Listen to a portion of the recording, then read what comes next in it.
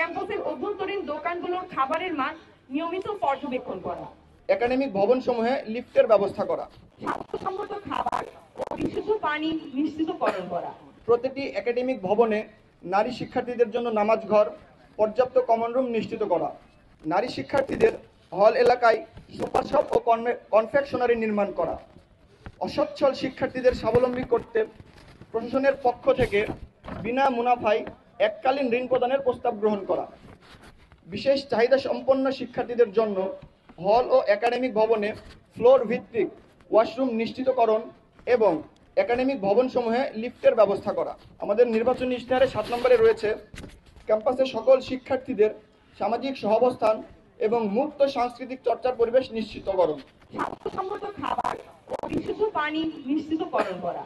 খাবারের অভিন্ন মূল্য তালিকা নির্ধারণ এবং মানসম্মত স্যানিটেশন ব্যবস্থা, ক্যাম্পাসের অভ্যন্তরীণ দোকানগুলোর খাবারের মান নিয়মিত পর্যবেক্ষণ করা, কাজী নজরুল ইসলাম অডিটোরিয়াম সহ ক্যাম্পাস অভ্যন্তরীণ সকল গ্যালারির ভাড়া শিক্ষার্থী বান্ধব করা,